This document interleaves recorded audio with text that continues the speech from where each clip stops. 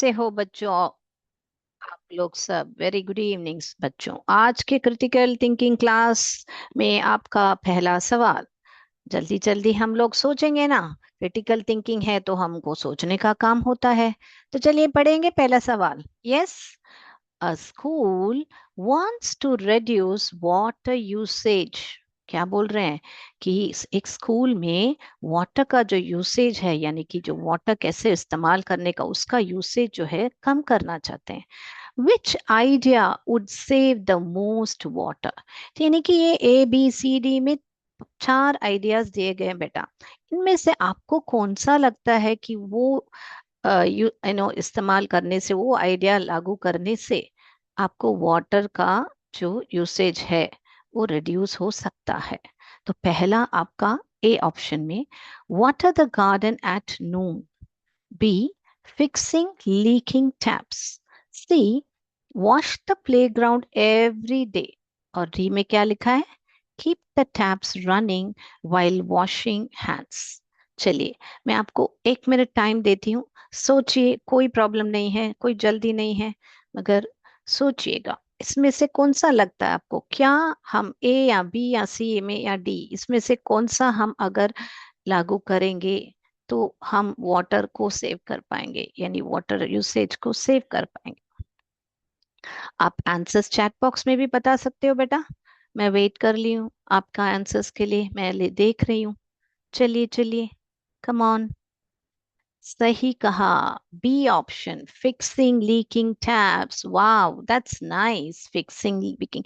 क्यों बेटा आपने ए क्यों नहीं चुना? Water the garden at noon क्यों नहीं चुना बेटा? बताइए मुझे, इसमें क्या प्रॉब्लम है अगर हम वाटर द गार्डन एट नून? ये ही सही है, ठीक है, मगर ये गलत है। क्यों गलत है? थोड़ा सोचिए, मुझे कुछ रीजन बताइए ना। रीजन बताएंगे तो हम और भी श्योर हो जाएंगे हमारे आंसर्स से। चलिए रीजन बताइए। वाटर द गार्डन एट नून क्या हो सकता है, उससे क्या करेंगे? हाँ, नून जो है हमारा सबसे हॉटेस्ट, क्या है, हॉट, हॉटेस्ट होता है, hottest part of the day होता है ना? होता है ना बेटा, नून जो है सबसे हॉटेस्ट पार्ट डे होता है, तो क्या होगा?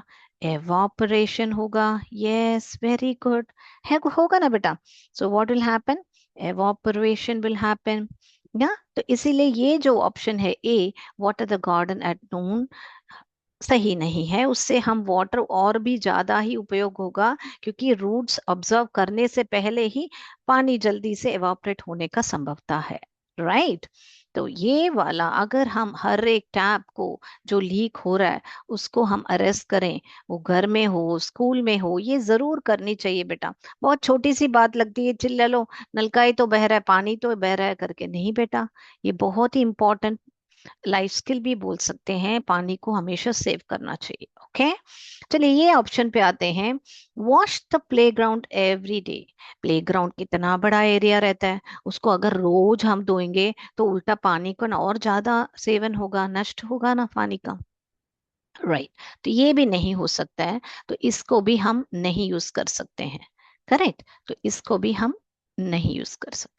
Keep taps running while washing hands, ये तो बहुत गलत बात हो गई। अगर हमने टैप्स खोल के हाथ, बहुत लोग ब्रश करने के टाइम में भी ऐसे नलका चलता रहता है और ब्रश करते रहते हैं, ऐसा नहीं करना चाहिए बेटा।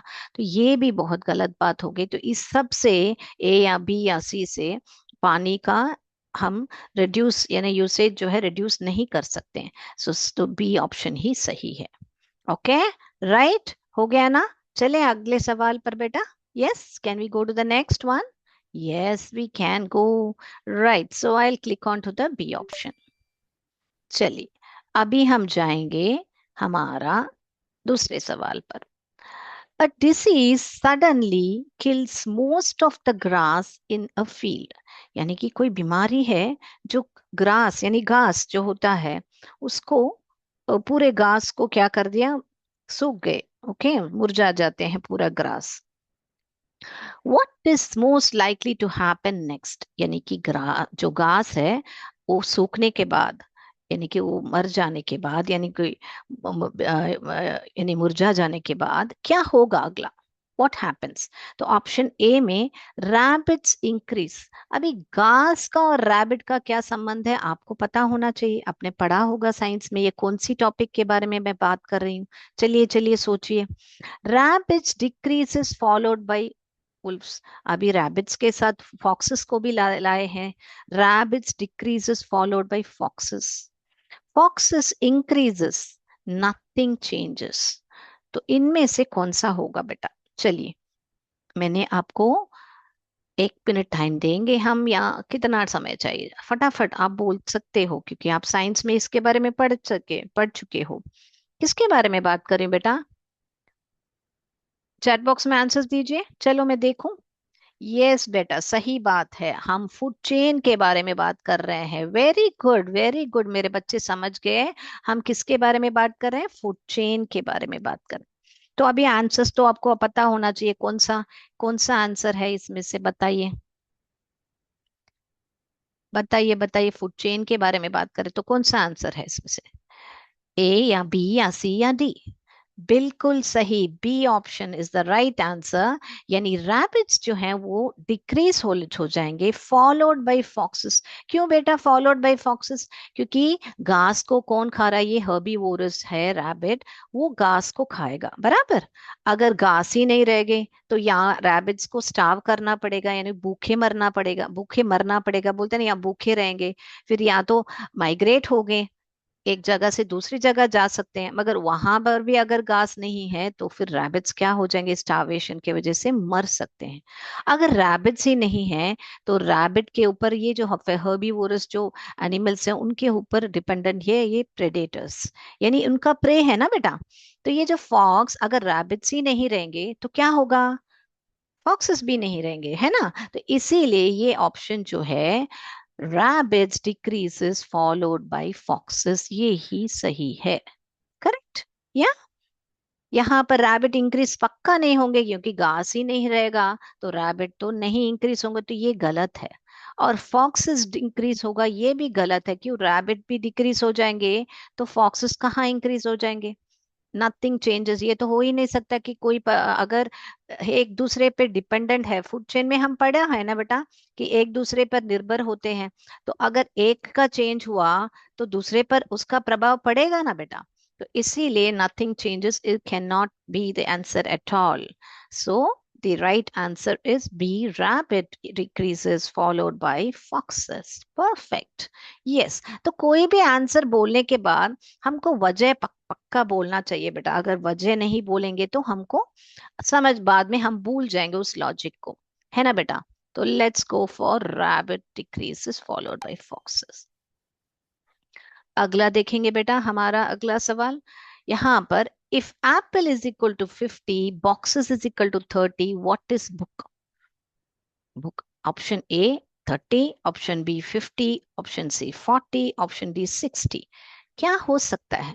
तो कभी भी आपका बरका मैम ने आपको सिखाया होगा प्रीवियस क्लासेस में, पैटर्न समझना पड़ेगा बेटा। अगर पैटर्न समझ गए आप तो उसका आंसर आपको पक्का होगा। देखिए क्या हो सकता है, मैं एक क्लू दूं आपको। वहां पर ये जो अक्षर है ना, कितने कितने अक्षर हैं, देखिए देखिए, देखने से आपको पता चल जाएगा आंसर। हाँ, very good very good, answer आ रहे हैं, वेरी गुड। तो यहाँ पर 1, 2, 3, 4 एंड 5, देर आर 5 लेटर्स। इनको वर्ड्स नहीं बोलते हैं बेटा, एक शब्द में 5 लेटर्स हैं। तो 5 × 10 करेंगे तो क्या होगा बेटा? 10 करेंगे तो हमको 50 मिल जाएगा, जो कि ये है, इसीलिए हमको एप्पल 50 बताया है। यहाँ पर कितना है? 3 अक्षर है, तो 3 × 10 = 30 होता है, राइट। तो यहाँ पर बॉक्स में 3 लेटर्स हैं, तो इसीलिए यहाँ पर 30 आ गए हैं। यहाँ पर बुक में 1, 2, 3, 4 आ गए हैं, तो 4 × 10 कितना होगा बेटा? जी हाँ, 4 × 10 तो 40 ही होगा। यस, तो सी ही हमारा आंसर है। वेरी गुड बच्चों, वेरी गुड। तो लॉजिक भी समझ लिया मेरे बच्चों ने। वेरी गुड, तो आंसर इज 40। अगला और एक सवाल देखेंगे, फिर बाद में हम इंग्लिश क्लास भी करना है ना बेटा हमको, लास्ट सवाल देख लेंगे। तो व्हाट कम्स नेक्स्ट 0 1 1 2 3 5 8 3, क्या है इसका नेक्स्ट नंबर, क्या हो सकता है? क्या आप ये होमवर्क करके आएंगे, ताकि अगली क्लास में आपके बरखा मैम आपको इसका आंसर बताएगी। आप लोग ये नंबर लिख लीजिए, इसका क्या आंसर हो सकता है। आपको जैसे पहले एक में बताया कि पैटर्न रिकग्निशन कीजिए, कि डिफरेंस देखिए एक एक नंबर पे, या क्या किया हुआ है, एडिशन करके देखिए, सब्ट्रैक्शन करके देखिए, फिर आप आंसर पहचानेंगे। सो व्हाट कम्स नेक्स्ट 0 1 1 2 3 5 8 13, यहाँ पे 13 के बाद अगला कौन सा नंबर आएगा? 18, 22, 23 या 21। तो इसका मैं आंसर आपको अगली कक्षा में आपकी परखा मैम आपको समझाएगी। तो आज के लिए इतना ही। आपने सवाल लिख लिया होगा, तो आप वर्कआउट कीजिए, अगली क्लास में मिलेंगे। और जय विद्या शक्ति, जय भारत, जय हिंद, धन्यवाद, थैंक यू मैम।